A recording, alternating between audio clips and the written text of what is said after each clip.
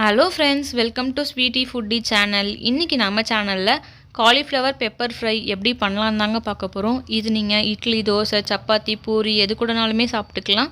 சாதம்னு பார்த்திங்கன்னா தயிர் சாதம், சாம்பார் சாதம் இது எல்லாத்துக்குமே சைட் டிஷ்ஷாகவும் சாப்பிட்டுக்கலாம். நல்ல டேஸ்டியாக இருக்கும். வாங்க இது எப்படி பண்ணலான்னு பார்க்கலாம். இது பண்ணுறதுக்கு நான் காலிஃப்ளவர் எடுத்து ஒரே சைஸாக எல்லாமே கட் பண்ணி வச்சுருக்கேங்க. இதை சுட தண்ணியில் 10லேருந்து 15 நிமிஷம் போட்டு க்ளோஸ் பண்ணி வச்சுக்கலாம். இந்த பெப்பர் ஃப்ரை பண்ணுறதுக்கு ஒரு பேனில் நான் 3 டேபிள் ஸ்பூன் ஆயில் விட்டுக்கிறேன். ஆயில் நல்லா காஞ்சிடுச்சு. இதில் 1 டீஸ்பூன் அளவுக்கு சோம்பு சேர்த்துக்கோங்க.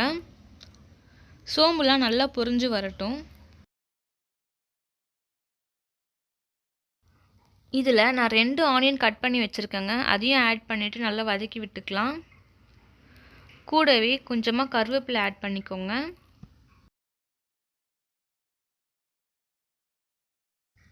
இப்போது வெங்காயம் நல்லா வதங்கிடுச்சு. இதில் 1 டீஸ்பூன் அளவுக்கு இஞ்சி பூண்டு பேஸ்ட்டு சேர்த்துக்கோங்க. சேர்த்துட்டு இஞ்சி பூண்டு பேஸ்ட்டு பச்சை வாசனை போகிற அளவுக்கு நல்லா வதக்கி விட்டுக்கலாம்.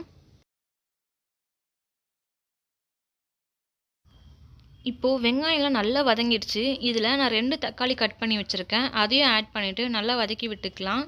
தக்காளி நல்லா குழஞ்சி வரணும், அந்தளவுக்கு வதக்கி விட்டுக்கோங்க. இதில் கொஞ்சமாக சால்ட் ஆட் பண்ணி நல்லா வதக்குங்க. அப்போ தான் ஈஸியாக நமக்கு தக்காளி வெந்து வரும். தக்காளி வெங்காயம்லாம் இப்போ நல்லா வதங்கி வந்துருச்சு. இதில் நான் 1/4 டீஸ்பூன் அளவுக்கு மஞ்சத்தூள் ஆட் பண்ணிக்கிறேன். கூடவே 2 டீஸ்பூன் அளவுக்கு குழம்பு மிளகாத்தூள் ஆட் பண்ணிக்கிறேன். காரம் நீங்கள் பார்த்தே ஆட் பண்ணிக்கோங்க, ஏன்னா நம்ம இதில் மிளகும் ஆட் பண்ண போகிறோம். இதை நல்லா வதக்கி விட்டுக்கலாம். மிளகாத்தூளோட பச்சை வாசனைலாம் போகணும், அந்தளவுக்கு வதக்கிக்கோங்க. இதில் நம்ம காலிஃப்ளவர் ஆட் பண்ணிக்கலாம். ஆட் பண்ணிவிட்டு நல்லா இந்த மசாலாவோடு வதக்கி விட்டுக்கோங்க. இதை நல்லா மிக்ஸ் பண்ணுங்கள்.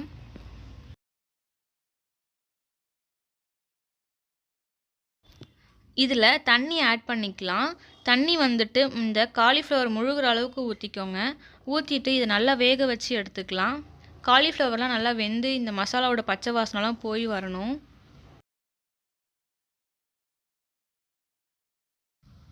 இப்போ பார்த்தீங்கன்னா காலிஃப்ளவர்லாம் நல்லா வெந்து வந்திருக்கு. தண்ணி எல்லாம் குறைஞ்சி சூப்பராக வந்திருக்கு. இந்த ஸ்டேஜில் நம்ம மிளகுத்தூள் ஆட் பண்ணிக்கலாம்.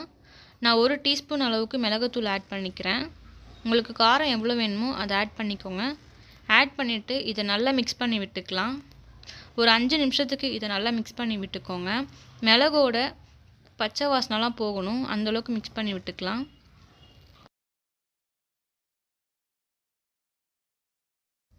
இப்போது சூப்பரான காலிஃப்ளவர் பெப்பர் ஃப்ரை ரெடி ஆகிடுச்சு. இதை இன்னும் கூட நீங்கள் ட்ரையாக பண்ணிக்கலாம். எனக்கு சப்பாத்திக்கு சாப்பிட்றதுக்கு இது கரெக்டாக இருக்கும்னு நான் ஸ்டவ் ஆஃப் பண்ணிட்டேன்.